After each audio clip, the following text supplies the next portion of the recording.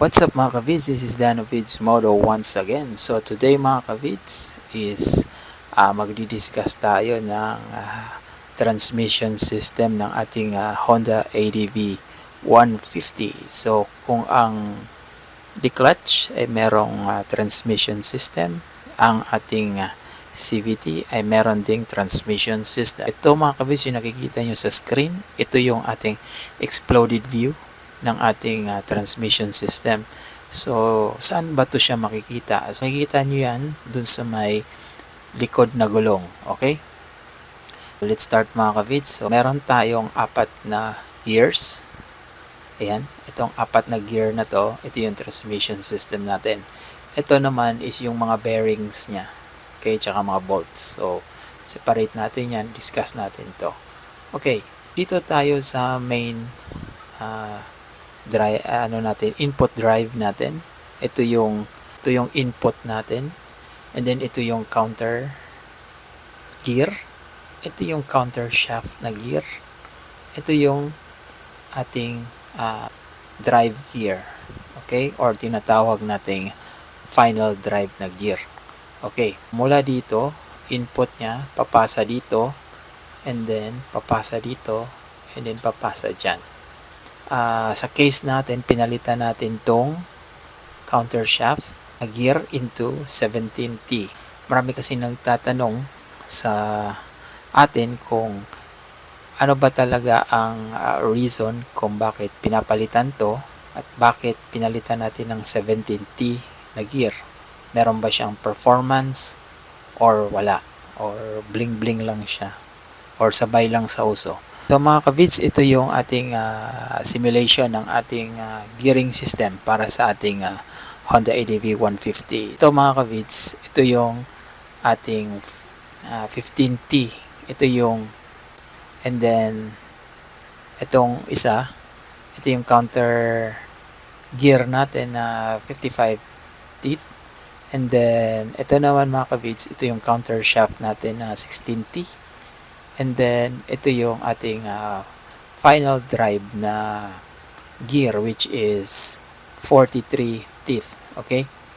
Isi-simulate natin is ang RPM ng final gear given sa RPM nitong may input gear natin. Okay, so ngayon ang naka-default lang natin dito is para makita natin ng difference is lagyan natin siya ng 300 RPM na speed ng gear. So, yan mga kavids. Ganyan yung ikot niya. So, yung counter shaft natin nasa 16 teeth. Tingnan natin yung result. Yung speed ng ating input gear is 300 RPM for example. And then, pinasa yung power. So, yung sa pinaka-final drive natin, ang RPM na nilalabas niya is 30 RPM.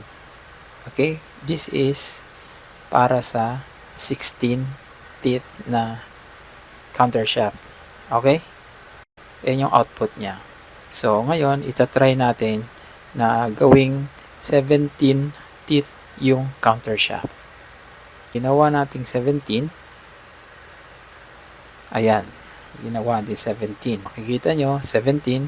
Ang bagong result niya is 32.35. Okay? So, ibig sabihin, merong effect ang pagpalit ng isang teeth ng ating counter shaft. Mag-increase siya ng 2 RPM. What if kung mabilis pa yung RPM na input natin? So, let's say, lagay natin 5,000 to 7,000 RPM. So, ibig sabihin, mas mabilis ang ikot nito. Okay? So, yan mga kavids ang ating explanation kung bakit tayo nagpalit ng 17T na gear. Okay, so mga kavids, ano bang take away natin dito sa pagpalit ng counter shaft gear? Okay, first and foremost, meron siyang positive and negative effects sa pagpalit ng counter shaft gear. Okay, let's start from the negative effect. Okay, Yung negative effect nito sa pagpapalaki ng pagdagdag ng isang gear dito is additional load to siya mga kavids sa ating engine. Mapapansin natin na merong RPM drop to siya mga kavids. Kailangan niya ng konting power para mapaspin niya tong ating final drive. Okay? And then, ang positive naman niya mga kavids is kung makaka-produce kayo ng mabilis na RPM dito sa input gear is ma-harness nyo ang power nitong 17T na gear. Okay? So, yan mga kavids ang pros and cons niya. Paano natin mapapabilis tong rotation nito? So, doon na kayo magtitimpla sa pulley nyo or sa flyballs nyo. Doon kayo magtitimpla.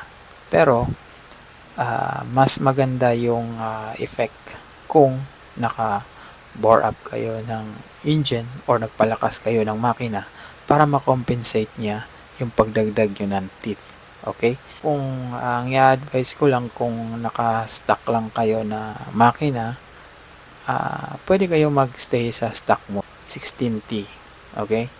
Kasi based on my experience sa una arangkada, medyo siya, mabagal kasi nga yun nga, kailangan mo niya na mag-build up ng power para turn niya tong may yung ating final drive. Okay? So, yan mga kavids. Yun lang. Hindi ako engineer pero based on my experience at saka dito sa ating gear generator, yun yung result niya. So, definitely, kung magpapalit kayo ng 17T na gear, kailangan nyo rin magpalakas ng makina or kailangan yung ma-harness yung maka-generate kayo ng more RPM. Ginagawa ng iba para ma-achieve yung mga 7,000 RPM or 8,000 RPM is ginagaanan nila ng bola. Okay? So, yun. Ang challenge dun mga kavids is paano nyo mapapalabas or mapapa-increase ang RPM nitong ating input gear. Okay? Para ma-harness nyo yung power ng 17T. Yes. Alright. So, this is Danovich's motto. Ride safe and see you around, guys.